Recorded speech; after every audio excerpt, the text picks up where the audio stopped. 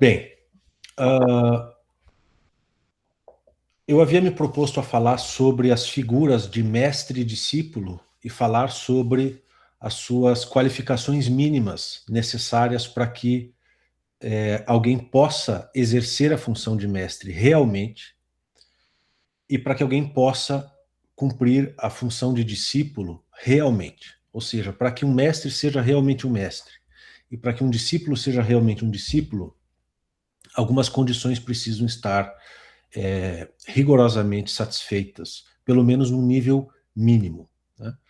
Mas antes de passar para essas qualificações mínimas, para essas condições mínimas, e claro que isso vai acabar ficando para os dois próximos encontros, por conta do limite de tempo que eu me autoimponho na minha exposição inicial, eu preciso dedicar uma introdução. Ah, ou seja, antes de falar dessas qualificações mínimas, eu preciso expor os motivos delas, né? Da onde que eu tiro essas qualificações mínimas, né? E da onde que eu tiro? Exatamente da definição do conceito de iniciação, né? No nosso meio, eu estou falando aqui mais diretamente a chamada Umbanda esotérica ou iniciática, muito se fala de iniciação. Esse é um termo que está presente no dia a dia dos terreiros de Umbanda esotérica, assim como de inúmeras outras tradições, né? Esse é um termo muito empregado no meio espiritual, sobretudo nas correntes de caráter esotérico, iniciático, né? Muito bem. Então, era de se esperar que no nosso meio todos nós soubéssemos com bastante clareza o que é iniciação, para que ela serve, né? Quais são os seus objetivos e quais são os meios que são adequados a esses objetivos. Mas não é bem assim, né? A gente não tem uma clareza total a esse respeito. Existem algumas confusões, existem algumas distorções nessa compreensão.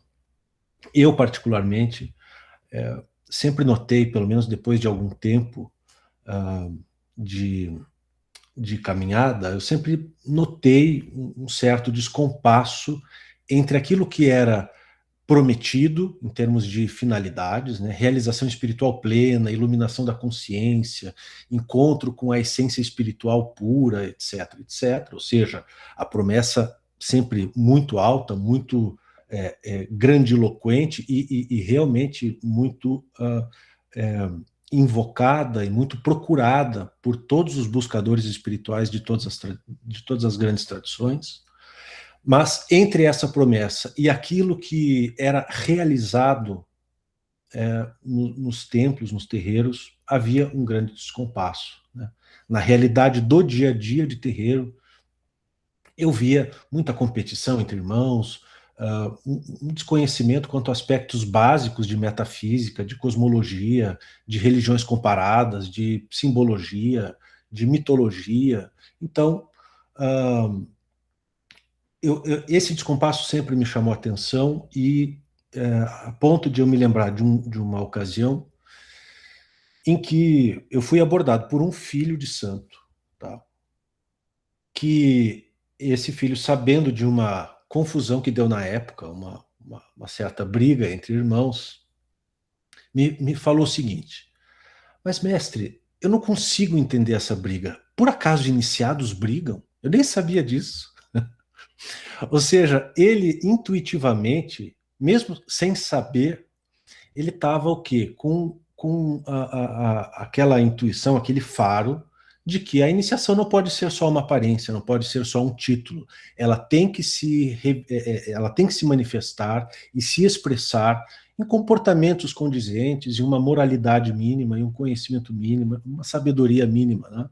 Era isso o que, mesmo sem ter muito conhecimento teórico, era um filho muito novo ainda, e me chamou a atenção essa pergunta dele, né? Por acaso iniciados brigam? Eu nem sabia que isso era possível, né? E então tudo isso mostra como a iniciação, como tudo que é bom na vida, pode ser ou mal compreendida ou cultivada apenas na aparência, né? Então, eu preciso dedicar o encontro de hoje para a gente discutir aqui juntos uma definição mais clara e mais precisa do que é iniciação espiritual propriamente dita, para que a gente não caia nesse descompasso, nessa defasagem que existe entre usar um termo muito bonito, muito profundo, mas não realizá-lo de verdade, né? Nós ficarmos apenas no domínio das palavras. Isso sempre foi uma coisa de que eu tive horror, né? De vivenciar algo que era apenas aparente, apenas nominal, apenas nas palavras, né? Quem busca realmente as coisas não se satisfaz com aparências, com formas, com palavras, com coisas do tipo. Então, vamos lá. Antes de falar o que a iniciação é, para que ela serve, vamos falar o que ela não é, justamente para desfazer algumas confusões que existem a esse respeito. Em primeiro lugar, a iniciação não é um presente dado, concedido pelo mestre ao discípulo de forma discricionária, segundo os seus critérios da sua vontade, do seu capricho ou da sua conveniência. Ele não é um presente, ele não é uma prenda dada por um mestre a um discípulo. Isso não faria sentido. Então, por isso mesmo, a iniciação é algo que, quando acontece, pelo menos em certo grau, ela não caduca, ela não pode ser tirada. Assim como ela não é dada, ela não pode ser tirada. Acontece com ela aquilo que o Cristo falava das coisas que o ladrão não rouba e a traça não rói. Como a iniciação se define por realizações internas genuínas no campo do intelecto, no campo da moralidade, no campo da consciência espiritual, etc., etc., é claro que essas conquistas, justamente porque são internas, elas não são dadas de fora por ninguém, elas são conquistadas pelo discípulo, e justamente porque elas não são dadas, elas não podem ser retiradas, né? Eu costumo usar, em relação a essa questão, a seguinte metáfora, a seguinte analogia. Os reis costumavam conceder títulos de nobreza ao seu capricho, né? O barão, o duque, e assim por diante, ele concedia segundo seus critérios de conveniência política.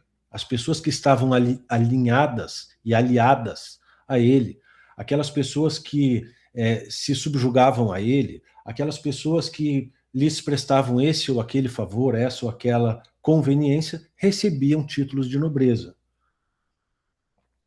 E se andassem fora da linha, perdiam tudo. Esses títulos eram caçados, de algum modo, né?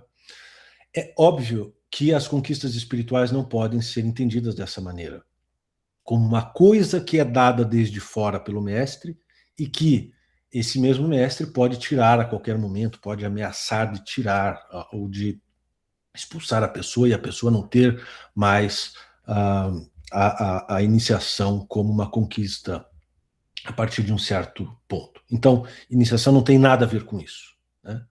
Cargos de terreiro podem ser dados pelo pai de santo, pelo mestre, né? Ele pode investir a pessoa de certa função dentro do terreiro e desinvesti-la. Mas isso é hierarquia de terreiro. Isso não tem nada a ver com iniciação espiritual propriamente dita. Então essa é a primeira coisa que a iniciação não é. E é uma coisa com a qual a iniciação é costumeiramente confundida. Segunda coisa, a iniciação não é uma formalidade burocrática.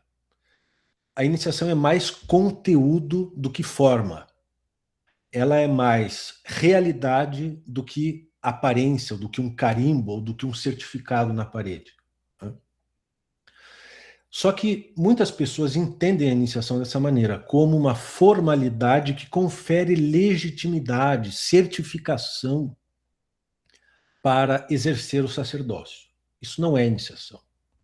Isso é outra coisa, né? Essa concepção burocrática da iniciação como algo que você precisa vencer certas etapas, você precisa se submeter a uma pessoa, a uma escola, por um tempo, só para sair de lá com o diploma.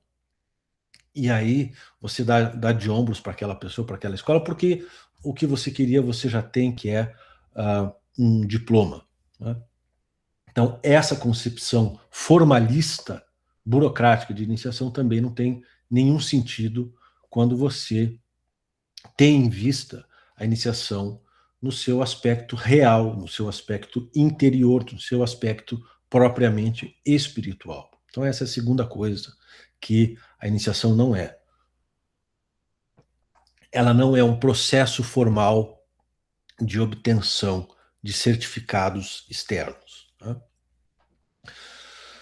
Uma terceira coisa que a iniciação não é, um conjunto de rituais, ou rituais, né? É muito comum a gente ouvir a pessoa falar assim, eu fui iniciado, e com isso ela está querendo se referir a um rito que foi feito por alguém e que a alçou a determinado grau, como se aquilo fosse a iniciação, né? Não, aquilo é apenas um rito que faz uma marcação simbólica, cerimonial, social, destinada a reconhecer que houve, antes deste rito, um processo de galgar um certo grau de realização espiritual. Então, o rito, ele não se confunde com a iniciação. Ele é apenas uma marcação social, um indicador social de que a iniciação se operou, né? Então, os ritos iniciáticos, eles apenas atestam a ocorrência da iniciação, eles não se confundem com ela, né? Então, iniciação também não é um conjunto de ritos ou de rituais. Muito menos ainda, em quarto lugar, a iniciação pode ser confundida com um, um, um processo de submissão canina apatetada de um discípulo ao mestre. Isso não é iniciação. Isso é um vínculo tóxico de seita. Isso não tem nada a ver com iniciação.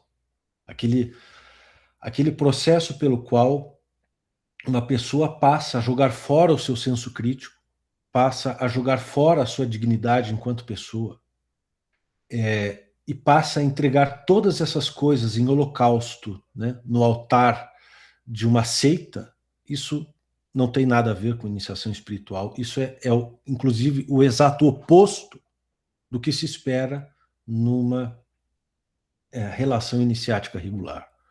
Porque numa iniciação regular, genuína, o discípulo vai aumentando o seu senso crítico, ele vai se tornando cada vez mais digno, mais inteligente, mais crítico, mais senhor de si, e não menos.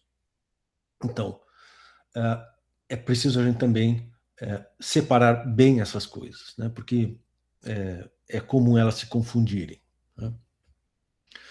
Em quinto lugar, e último lugar, das coisas que pensei aqui para a nossa discussão, com certeza existem muitas mais, mas em quinto lugar, a iniciação não é um processo de capacitação magística e mediúnica, a iniciação espiritual, tá? Ela não tem a ver com isso. E não sou eu que estou dizendo. Isso pode parecer que é uma coisa minha, que é uma novidade minha, que é uma heterodoxia minha, mas não é. Eu vou me permitir ler trechos muito curtos de Umbanda Proto-Síntese Cósmica, no capítulo 16, em que o Pai Rivas, inspirado pelo Caboclo Sete Espadas, tem alguns trechos curtos, mas muito importantes, e que nunca vi comentados sobre iniciação. E esses trechos provam o que eu estou dizendo agora, que iniciação não tem a ver, ou pelo menos não depende, e muito menos se confunde com desenvolvimento mediúnico e capacitação magística. Vamos aos trechos. Fazer a cabeça, no sentido de feitura de cabeça, né, quer dizer encontrar a essência espiritual real. Esse é um trecho. Vamos ao outro. Entendemos por iniciação o despertar gradativo e ordenado da consciência do ser espiritual. Iniciar-se é conhecer-se gradativamente. O que isso tem a ver com incorporar ou fazer uma oferenda ou memorizar 1001 fundamentos de prática de qualquer coisa que diga respeito a operações mágicas mediúnicas? Nada. No máximo, operações mágico-mediúnicas podem servir de suportes secundários, auxiliares nesse processo de autoconhecimento, que é o que define a iniciação segundo texto expresso aqui do Pai Rivas. Ó. Despertar gradativo e ordenado a consciência do ser espiritual. Iniciar-se é conhecer-se gradativamente. Outro trecho, na página seguinte. Iniciar-se é renovar-se, adquirir e cultivar cada vez mais as faculdades nobres do espírito, buscar a sua própria essência, entendendo-a e incorporando-a cada vez mais para melhor cumprir sua tarefa em relação a si e aos outros. É desse conhecimento de si mesmo, acima de tudo, além do conhecimento do meio e de outras consciências, que se preocupa a iniciação na Umbanda.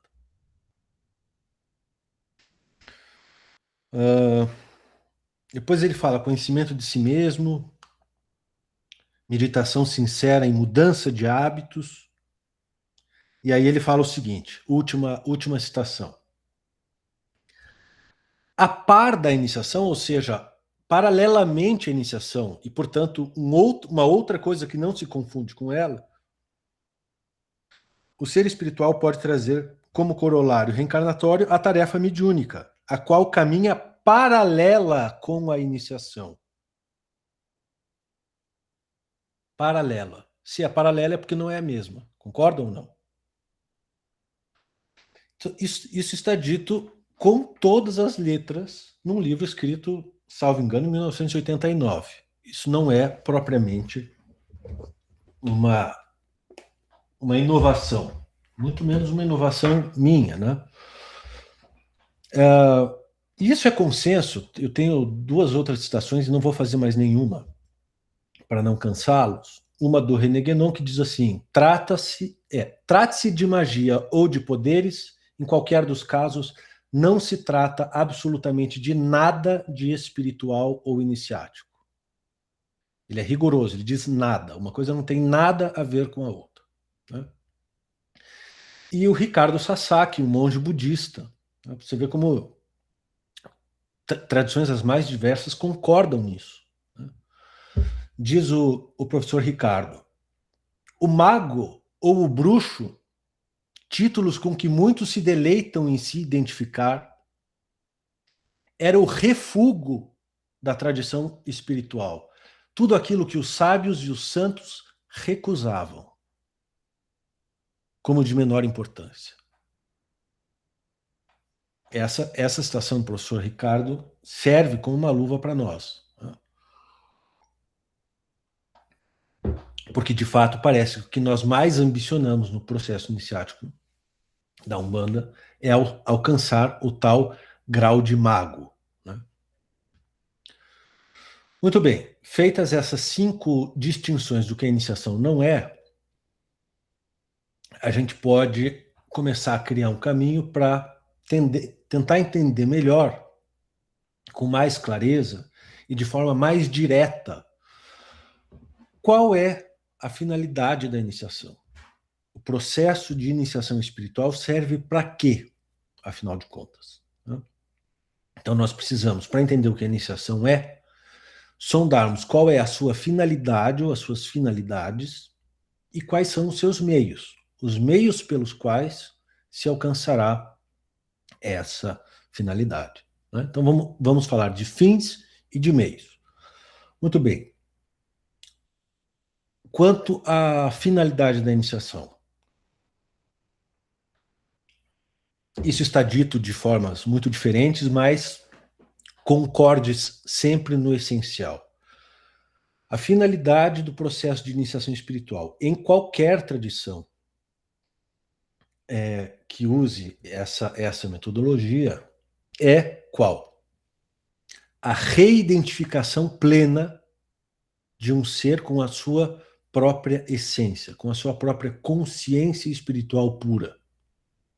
Isso é o mesmo que dizer, a iniciação é o processo pelo qual alguém progressivamente se desidentifica do seu ego, ou seja, da máscara, do figurino, da fantasia que o espírito, que a consciência espiritual se serve para se manifestar no mundo. É o mesmo processo. Desidentificação do ego, reidentificação com a consciência espiritual é a mesma coisa, né? Então, vejam, não se trata de, como alguns dizem, aniquilar o ego, mas sim de aperfeiçoá-lo e de nos desidentificarmos dele. Nós não somos os nossos pensamentos, nós não somos os nossos sentimentos, nós não somos o nosso corpo. Pensamentos, sentimentos, ações, memória, etc. e tal, são funções, são atividades do espírito, não são o espírito mesmo. Então, o processo iniciático é o processo pelo qual nós vamos recobrando essa consciência perdida a respeito da nossa própria natureza. Isso é que é a iniciação. Vejam como isso tem pouco ou nada a ver com fazer um trabalho, com incorporar não sei que Exu, etc. e tal. A iniciação não tem por objetivo nada de fantástico ou de fenomênico, né, ou de sobrenatural, entre aspas. Né? O que a iniciação pretende, ao contrário, é justamente a reconquista da nossa naturalidade profunda, da nossa verdadeira natureza.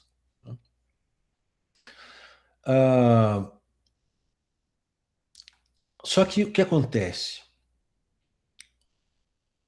A imaturidade espiritual, a nossa condição de seres imperfeitos, portanto ignorantes, né?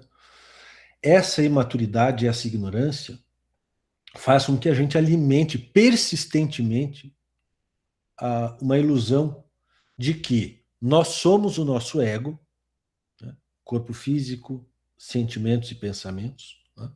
Que nós somos isso, e pior, que isso é algo permanente, que o nosso corpo, os nossos pensamentos, os nossos sentimentos, esse ego é algo de substancial, de permanente, de eterno, quando ele não é. E ainda, então, olha quantas ilusões uma em cima da outra. Nós achamos que somos o nosso ego, achamos que o nosso ego é permanente, substancial, eterno, e pior, achamos que esse ego, que nós achamos que somos nós mesmos, é algo de muito especial. Né? Nós somos especiais, nós somos melhores do que os outros, nós somos mais dignos de termos uma vida boa, as nossas necessidades valem mais do que as dos outros, etc, etc, etc. Essas ilusões persistentes é que são o alvo do processo iniciático. A iniciação quer mirar exatamente nessa ilusão, para atirar uma flecha nessa ilusão e acabar com ela. Nós não somos o nosso ego. O que eu chamo de ego? Corpo físico, corpo astral e corpo mental, no vocabulário da Umbanda esotérica. Corpo físico, corpo astral e corpo mental são coisas impermanentes e que morrem, que deixam de ser. Nós não somos isso. Então, nós não somos o nosso ego. O nosso ego não é permanente e o nosso ego não é especial. Ele não merece nada mais do que outros egos merecem. Nem 1 milímetro a mais. Isso é iniciação, processo pelo qual nós combatemos essa impureza profunda que é a nossa forma incorreta de ver a realidade, sobretudo a realidade de nós mesmos. Então, vejam como o campo de atuação da iniciação e o campo de atuação de magia e mediunidade, dia a dia de terreiro, rito público, etc. e tal, são campos de atuação que, embora não sejam completamente separados, existem relações, são campos bastante diferentes. Não adianta fazer defumação, não adianta decorar todas aquelas correlações para combater essas ilusões persistentes e profundas da nossa ignorância de base. Isso não faz nem cócegas. É preciso uma metodologia diferente, mais potente, mais profunda, mais voltada para combater essa ignorância, essa ilusão.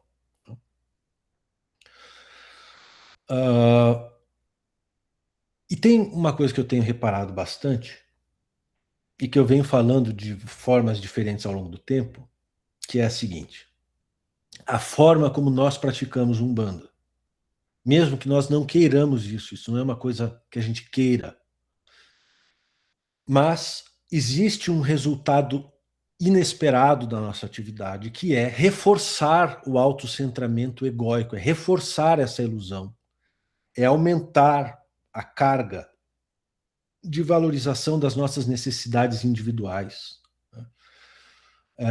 Quando o terreiro está constantemente sendo instrumentalizado em favor das nossas necessidades egóicas.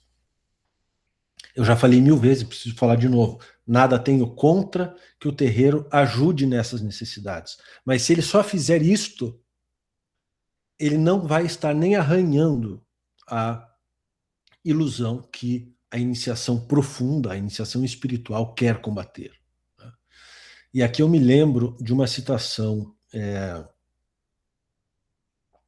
que fiz no preâmbulo do livro Lira da Aruanda, do Guimarães Rosa, no Grande Sertão Veredas, quando ele diz assim: e aquela gente gritava, exigiam saúde expedita, saúde rápida, né? Rezavam alto, discutiam uns com os outros, desesperavam de fé sem virtude, requeriam era sarar, não desejavam céu nenhum.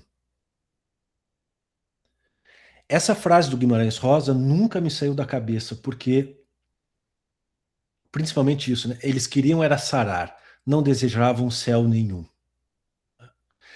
Querer iniciar-se, querer estar no caminho genuinamente iniciático espiritual é querer o céu. Não é tanto querer sarar, exigir saúde expedita e ser responsável pelas 7 lágrimas do Pai Preto de Mata e Silva. Né? Então, nós temos que cuidar para que a prática de terreiro, que deveria lutar contra esse monstro que é a identificação, a autoidentificação com o ego, não alimente esse mesmo monstro. Então, muitas vezes isso acontece. Em vez de o monstro ser combatido, ele é fartamente alimentado. Né? Então, na iniciação, nós não queremos alimentar o ego, nós não queremos reconfortar o ego, nós tampouco queremos destruí-lo. Nós simplesmente queremos purificá-lo, otimizá-lo. É isso o que nós pretendemos na iniciação. Vejam, uma vida espiritual, né, que esteja só a serviço do ego, que é uma máscara, é uma ilusão, né, isso não é uma tradição, isso é uma contradição. Porque uma vida espiritual ela tem que alimentar o quê? O espírito e não o ego. Né? Então, essa é a finalidade da iniciação. Reidentificação progressiva com a consciência espiritual pura e desidentificação progressiva com o ego. Se esse é o objetivo, nós precisamos agora ver quais são os meios, né? Os meios adequados a esse fim. Eu já disse há pouco que, sendo esse o objetivo, de pouco adianta, para não dizer de nada adianta, pouco adianta aquela metodologia que é muito eficiente para outros propósitos, como consolar pessoas nas suas dores, fazer purificações de impurezas superficiais e externas, né, energias negativas, etc. e tal. Para isso, a tecnologia do dia a dia de terreiro funciona muito bem. Mas para esse profundo processo, difícil processo de desidentificação do ego e reidentificação com o espírito, nós precisamos de uma outra metodologia. E que metodologia é essa? De novo, isso não é invenção minha, está nos livros da nossa própria tradição há décadas. Qual é esse processo? É um processo que, do ponto de vista objetivo, articula filosofia, ciência, arte e religião. Isso também não é invenção minha, está lá em todos os livros. Né? É uma articulação de atividades religiosas, filosóficas, artísticas e científicas. Para quê? Para informar, trazer informações, reformar, transformar ideias errôneas, valores impróprios e comportamentos equivocados, né, para otimizar a relação entre a pessoa e a realidade, trazendo a longuíssimo prazo, iluminação. Então, nós confiamos no potencial que a filosofia, a ciência, a arte e a religião têm de, juntas, articuladas pela experiência, nos trazer iluminação no longo prazo. Esse é o processo do ponto de vista objetivo. Do ponto de vista subjetivo, o processo depende, pelo menos na maioria absoluta dos casos, de relação mestre-discípulo. É o que a nossa tradição, então, ensina. Como se processa a iniciação? Do ponto de vista objetivo, a articulação entre filosofia, ciência, arte e religião, e do ponto de vista subjetivo, uma relação pessoalizada entre um mestre e um discípulo. Essa relação é um tipo específico de amizade, é um tipo especial de amizade. Então, para o projeto da iniciação dar certo, nós precisamos de conhecimento sólido, conhecimento rigoroso, conhecimento para valer. Não estou falando de conhecimento de fundamento de terreiro, de magia, dessas coisas. Não estou falando de correlações magísticas, etc. e tal. Para os fins da iniciação, os conhecimentos sobre prática de magia, esses conhecimentos são irrelevantes. Eles não ajudam. Eu estou falando de outro tipo de conhecimento, que é conhecimento sobre metafísica, cosmologia, entender a estrutura da realidade, o sentido da existência. É desse tipo de conhecimento que a iniciação depende mais. Então, depende de conhecimento sólido, depende de aprimoramento ético relevante, significativo, persistente, continuado. Sem cultivo das virtudes, não tem iniciação. Não tem como. É incompatível. Por quê? Porque os vícios, né, que é o contrário das virtudes, eles é que trazem e geram aquela ilusão profunda que faz com que a gente se identifique com o corpo, com as emoções, com os pensamentos, se torne autocentrado, egóico, ególatra, etc, etc e tal. Então, a purificação ética não é uma questão de moralismo, não é uma questão de puritanismo, é uma questão estratégica e metodológica. Sem isso, não tem como o projeto da iniciação dar certo. Então, quando eu ouço coisas como eu não quero ser bom, eu quero é ser feliz, eu vejo o grau de confusão desses conceitos. Porque quando se fala isso, eu não quero ser bom, não quero ser santo, eu quero é ser feliz, Primeiro que não dá nem para entender o que a pessoa entende por felicidade, porque a felicidade, todo mundo concorda com isso, os grandes mestres da filosofia, os grandes mestres espirituais sempre concordaram. Felicidade de verdade depende do bem, depende de ética, depende da virtude. Né? Mas quando a gente começa a renunciar a coisas como iluminação, santidade, etc. e tal, a gente fala, não, eu não quero ser santo, eu não quero ser iluminado. Bom, então, por que você está num caminho espiritual? Se não para isso, para quê? Qual que é o objetivo? Né? A gente precisa perguntar essas coisas. E bom, então depende de conhecimento sólido, sobre conhecimentos específicos, depende de aprimoramento ético relevante e depende de práticas contemplativas e reflexivas, práticas de silêncio. Né? Sem isso não tem como, não vai funcionar. E, como eu disse, do ponto de vista subjetivo, a relação entre mestre e discípulo. E é aqui que entra o gancho para os próximos encontros. Eu já vou terminando aqui minha exposição, mas nos próximos encontros, nós vamos ver o que é um mestre, o que é um discípulo, dentro do contexto da iniciação assim definida, como definir no encontro de hoje, como um processo complexo, difícil, gradativo, de reconquista da autoconsciência. Né? Mas não no sentido vago e frouxo de autoconhecimento, como se fala por aí. É realmente o processo pelo qual você se desidentifica de todas as identificações errôneas que você fez da sua própria natureza com coisas que não pertencem à sua própria natureza. Né? E aí nós vamos ver, para que um mestre seja um mestre nisso, quais as qualificações mínimas que ele tem que ter, e para que um discípulo possa realmente percorrer esse caminho, quais as qualificações mínimas que ele tem que ter. Então eu precisava fazer essa introdução de hoje para entrar, a partir dos próximos encontros, a entender melhor a função mestre e a função discípulo, né? Porque isso são realmente funções. Né? Ninguém é totalmente mestre, até porque todos os mestres foram discípulos um dia, e ninguém é só discípulo e nunca pode ser outra coisa. São funções, né? E essas funções exigem, como toda função, certas qualificações. Então, eu encerro por aqui a minha breve exposição e fico à disposição para conversarmos com aqueles que quiserem fazer uso da palavra.